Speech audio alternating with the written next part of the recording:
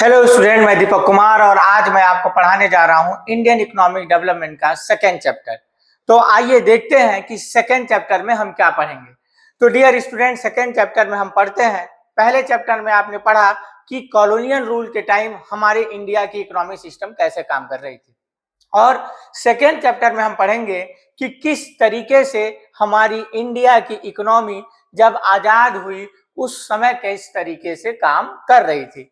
तो जब आप देखेंगे इसके इंट्रो पार्ट में, तो यहाँ पर आप देखेंगे कि हमें 15 अगस्त 1947 में आजादी मिलती है। स्टूडेंट, आजादी मिलना ही काफी नहीं होता है, आजादी मिलने के बाद उसको संभालना इंपॉर्टेंट होता है।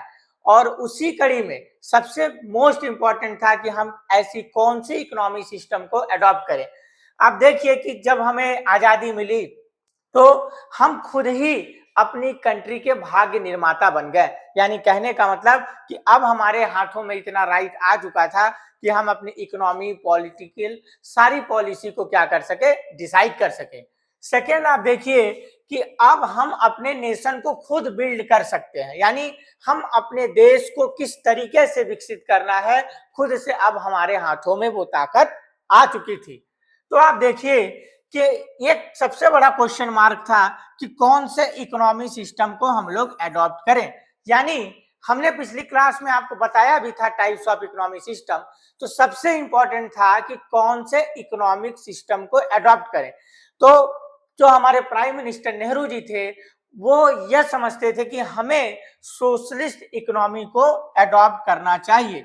लेकिन डियर स्टूडेंट, सोशलिस्ट इकोनॉमी में यह समस्या थी कि जो रसिया यानी रूस था वो पूरी तरीके से उसको अडॉप्ट किया हुआ था, लेकिन उसमें पूरा का पूरा रोल गवर्नमेंट सेक्टर का था। बट नेहरू जी का मानना था कि एक डेमोक्रेटिक कंट्री में पूरी तरह से गवर्नमेंट होना सही नहीं होगा, क्योंकि उसमें कुछ जो प्राइवेट सेक्टर्स होंगे उनका पार्टिसिपेट कम हो जाएगा।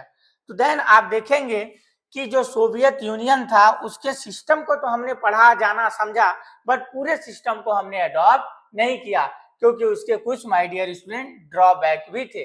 ड्रॉबैक में आप देखिए कि स्ट्रॉन्ग पब्लिक सेक्टर, ये की पॉइंट ध्यान रखिएगा कि सोशलिस्ट सोसाइटी में हमेशा से जो पब्लिक सेक्टर होता है वो स्ट्रॉन्ग होता है। और then also with private property and democracy the government would plan for the, अब नेक्स्ट में अपन देखेंगे कि किस तरीके से इस चीज को आगे लाया गया। Economy with the private sector will encourage be part of the plan effort the industrial policy resolution of 1948। और हमारी कंट्री में सबसे पहले 1948 में इंडस्ट्रियल पॉलिसी रेजोल्यूशन लाया गया, जिसका मेन प्लान ये था कि किस तरीके से हम इंडस्ट्रीज को भी अपनी कंट्री में डेवलप कर सकते हैं। आप देखिए कि हमारे इंडियन कॉन्स्टिट्यूशन में भी जो डायरेक्टिव प्रिंसिपल है उसमें भी प्लान को लेकर या इंडियन इकोनॉमी को लेकर एक सोच दी गई। देन आप देखेंगे कि इन्हीं सारी चीजों के कॉन्सेप्ट को साथ में लेकर, स्टूडेंट ध्यान रखिएगा, इंडिया के कॉन्स्टिट्यूशन में डायरेक्टिव प्रिंसिपल के अकॉर्डिंग भी हमारे यहाँ 1950 में प्लानिंग कमीशन को इस्टेब्लिश किया गया, setup with the prime minister as its chairperson. यानी कहने का मतलब है कि जैसे आज आप देखेंगे कि हमारी इंडिया में नीति आयोग है, उसके जो हेड हैं प्राइम मिनिस्टर होते हैं, उसी तरह से प्लानिंग कमीशन के भी जो हेड थे वो हमारे पंडित जवाहरलाल नेहरू थे। और प्लानिंग कमीशन का मेन ऑब्जेक्ट यह था मेरे डियर स्टूडेंट कि अपने देश को किस तरीके से डेवलप किया जाए। क्यों?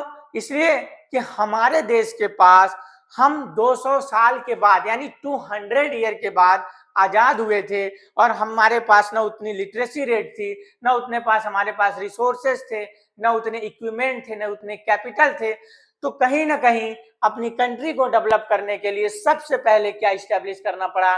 प्लानिंग कमीशन को इस्टेब्लिश करना पड़ा, जिसका मेन काम ही यही था कि किस तरीके से हम किसी भी पॉलिसी को पूरी कंट्री में अडॉप्ट कर पाए।